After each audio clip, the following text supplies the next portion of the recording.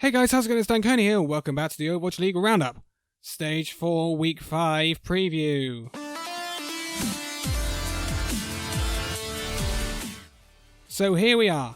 The final week of the regular season is upon us. The Kit Kat rivalry weekend. Honestly, since I saw the fixture list announced, this has been the set of games I've been looking forward to the most, but ultimately it's going to have the least impact on the league standings and who gets to the playoffs, because most of it is already decided, but there are some really, really tasty fixtures for us to have here as, say, a starter before the play-ins and the playoffs at the end of this month. So, we are looking at a reduced amount of games this week, obviously because it is a homestand, even though it's in LA still. But we will start off with actually a game that does have implications. Now, cast your mind back to last week. A big game between the Atlanta Reign and the London Spitfire ended in a 4-0 for the Reign. This has put them in pole position for that last remaining top 6 spot, currently occupied by the Spitfire. London Spitfire ended their season last week and so can't defend that spot any further. Atlanta Reign have 2 games remaining, but their schedule is very favourable. Atlanta Reign are still unbeaten, and they will go up against the Dallas Fuel on Saturday, August the 24th at 10 PM British Summer Time or 11 PM in Europe. I would expect Atlanta Reign to win this one and win this one quite comfortably. Atlanta Reign have looked pretty much unstoppable. London really did roll over to Reign, but Atlanta have looked really good all stage. Really, really good, and if either of these two teams was to upset them, it would be a surprise, but Atlanta Reign nonetheless need to win both of their games this week if they want that top 6 spot. If they lose one of these games, it will go to the London Spitfire. London Spitfire fans will definitely be cheering on the Dallas Fuel and the Boston Uprising this weekend. So, moving on after that, at quarter to midnight BST or quarter to 1 in the morning in Europe, it's a bit weird because the timings are slightly off. We will have the Boston Uprising taking on the New York Excelsior. So, this one, neither team has anything to play for. New York Excelsior are already division winners. Boston Uprising, they are already out of the picture. But, it's still got to be played. We've got to play every single game this season. New York Excelsior have looked shaky, so an upset is possible, but I would still expect the New York Excelsior to come out on top over the Boston Uprising. Boston have looked like one of the poorest, if not the poorest teams in this stage 4 so far. Moving on after this, we have got a really juicy game. We're moving over into the Sunday now. 1:30 in the morning British Summer Time or 2:30 in Europe. We have the San Francisco Shock meeting the Vancouver Titans. So, 2 of the best teams this season so far, but 2 teams of perhaps had slightly different fortunes in the new meta we've seen in Stage 4. Shock have looked very good, Vancouver Titans have looked shaky at times, but Haxel's Genji has carried them to a lot of wins so far. This is so close to call. I honestly don't know. Neither team has really anything to play for, so it's just pride at this point, but there is a lot of pride at stake between these 2 teams. Remember, they've both won a stage, and they're both expected to be right in amongst those people who might just be at Philadelphia for the final. So, this is a real big grudge match. And honestly, I think I see Shock coming out on top. But it should be ever so close. Ever so close.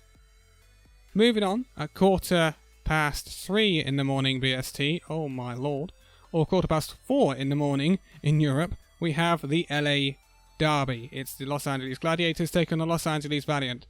It means nothing for the Gladiators. They are where they are, although they could overtake the Hangzhou Spark, depending on the Hangzhou Spark's result this week.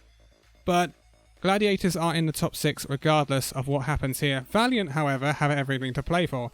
They are hunting down the Chengdu Hunters. Which means if the Valiants can get just 1 win in this week, their Kit Kat rivalry weekend homestand, if they can get 1 win, they will knock Chengdu Hunters out of the top 12 and they will gain a play-in spot, which gives them a shot, obviously, at the playoffs. massive, massive week for the Valiant, and it couldn't come at a better time. Their schedule is tough, but it is their own rivalry weekend, so it's possibly interesting, and I think this game is more winnable for the Valiant than that other game, which we will go through in a minute.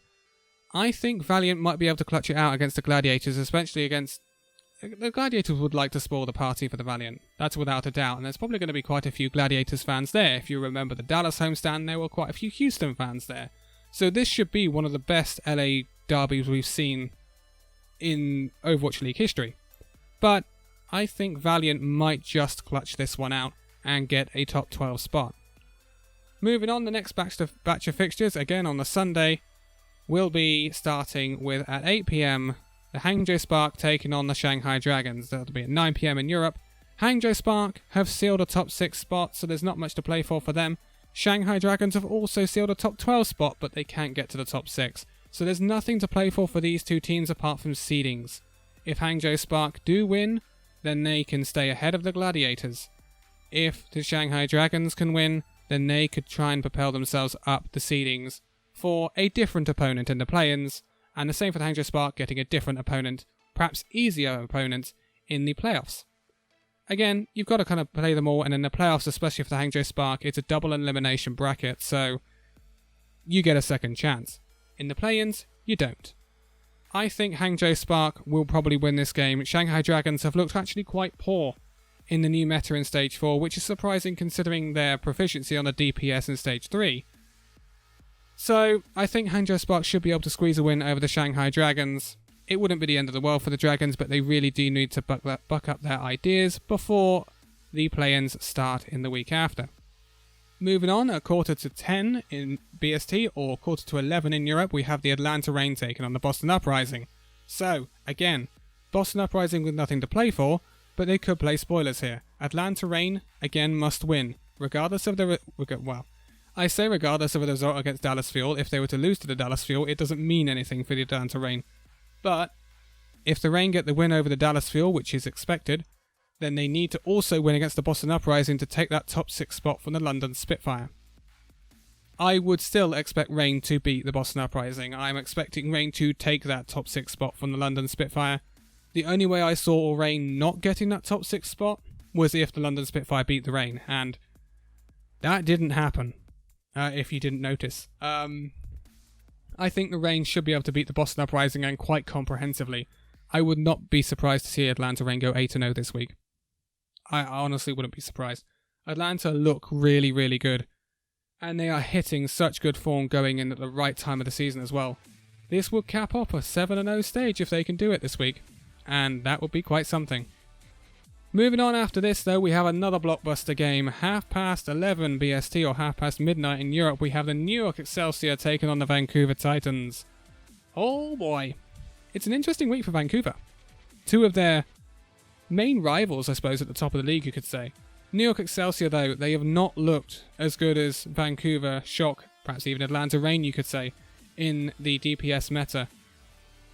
Sometimes with New York, and we saw at the end of last season, they kind of ease off once they know they've got the division sealed up or something, but I think we will still see a Vancouver Titans win over the New York Excelsior. Vancouver Titans are very much a team playing on pride, whereas I think New York will be more a team about practicality. They won't want to give away any strats before the playoffs.